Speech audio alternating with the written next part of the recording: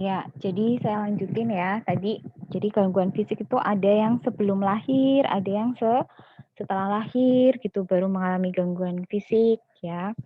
Jadi kalau misalnya pada pasien-pasien yang sebelum lahir biasanya karena memang sudah ada penyakit bawaan kayak ada infeksi dari dalam kandungan, ada radiasi ya atau ibu mengalami trauma atau kecelakaan pada saat kehamilan gitu.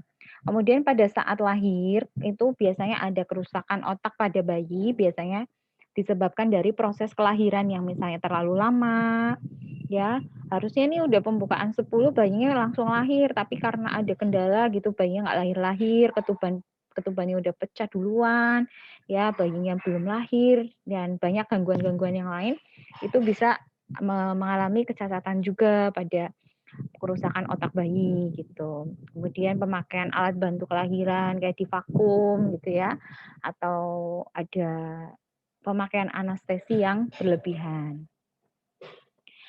Nah, pada masa sesudah lahir biasanya karena ada kecacatan, biasanya kecelakaan, ya, trauma kepala, kemudian tadi ada amputasi, infeksi yang penyakit yang menyerang otak atau malnutrisi. Anak-anak dengan gangguan fisik ya dan kesehatan itu biasanya juga mengalami kesulitan dalam penyesuaian sosial. Mereka kesulitan mempertahankan hubungan dengan teman-teman sebayanya. Karena apa? Mereka ada mungkin yang mengalami konsep diri yang rendah seperti minder, tidak percaya diri gitu ya. Akibatnya untuk interaksi dengan lingkungan itu juga menjadi terlambat ya atau terhambat. Anak akan merasa rendah diri atau menolak kenyataan bahwa ternyata saya itu cacat, saya berbeda dengan teman-teman saya yang lain yang normal, seperti itu. Nah, teknik komunikasinya pada pasien gangguan fisik yang terutama tadi, yang cacat fisik, itu adalah bina hubungan saling percaya, kemudian jadi dalam membina hubungan saling percaya itu tipsnya adalah kamu itu hadir welcome. Perawat itu hadir, ingin membantu, care, ya, perhatian. Tunjukkan kalau kamu itu benar-benar memang mau menolong pasien ini. Tunjukkan kalau kamu itu memang mau komunikasi dengan pasien dengan mengalami gangguan fisik ini, tanpa melihat dia itu ada cacat gitu ya. Enggak kamu terus, "Ih, adek kasihan banget tangannya ya, kakinya ya, amputasi," gitu, enggak gitu. Jadi kita ngobrol seperti biasa, memperlakukan dia manusiawi, ya seperti layaknya kita ngobrol dengan orang yang normal, gitu. Kemudian yang kedua, tanggapi pembicaraan pasien dengan sabar dan tidak menyangkal, ya. Jadi pendengar yang baik, maksudnya seperti itu, ya.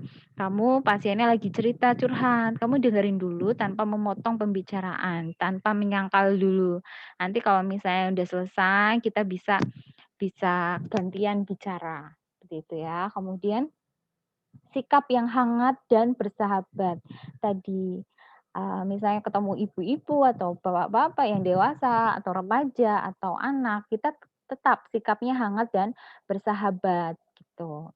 Ya, selamat pagi Mbak, gimana kabarnya hari ini? Saya Suster Titi, saya mau ngobrol-ngobrol sama ibu, sama bapak, atau sama adik gitu ya, jadi tergantung pasiennya siapa. Dengarkan keluhan dan, keluhan yang dirasakan tadi, jadi pendengar yang baik, kemudian ada sikap empati untuk meningkatkan ungkapan keraguan. Jadi kalau, tadi ada keraguan di dalam hatinya pasien atau dia mengungkapkan ragu-ragu atau ketakutan atau keputusasaan, kita sikapnya empati, gitu. Jadi sikap empati yang seperti apa? Seperti ini, contohnya gini, "Sus, saya nggak pede Sus, saya kok tangannya begini ya, yang lainnya pada sempurna sedangkan saya enggak," gitu misalnya. "Saya rasanya minder," gitu. "Adek nggak usah merasa minder karena semua manusia itu punya kekurangan dan kelebihan, ya belum tentu yang tubuhnya normal ya, semuanya normal, itu punya hati yang baik, punya sikap yang baik," gitu. Jadi, adik itu kalau misalnya ada kekurangan di fisik, adik lebihin aja dari kelebihannya gitu ya. Kelebihan adik apa gitu, kemampuannya apa ya. Jadi seperti itu cara ngomongnya gitu. Jadi misalnya adik pintar pintar baca, ya, adik tingkatin tuh membacanya. Kalau misalnya adik pintar baca puisi tadi ya, atau adik itu punya kemampuan yang lain ya, nyanyi atau ya kemampuan yang lain yang orang lain belum tentu punya, yang orang normal belum tentu punya gitu.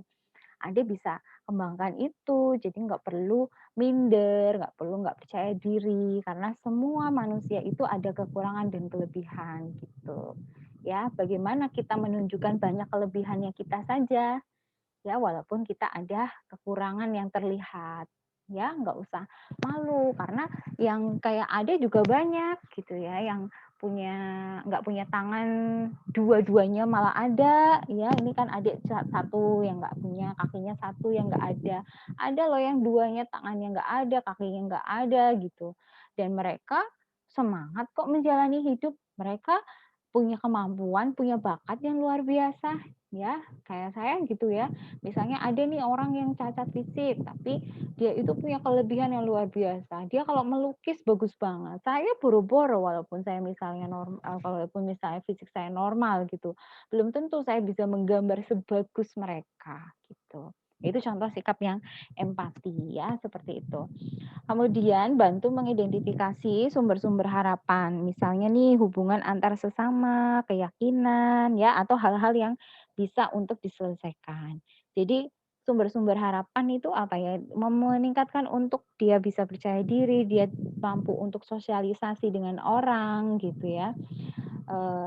Misalnya hubungan antara sesama yaitu dengan adik, adik bisa tuh datang ke panti yang nggak punya ayah ibu, mereka nggak cacat fisik, nggak ada cacat fisiknya, tapi mereka nggak punya ayah, nggak punya ibu. Sedangkan adik masih lengkap, ya ayah ibu ada.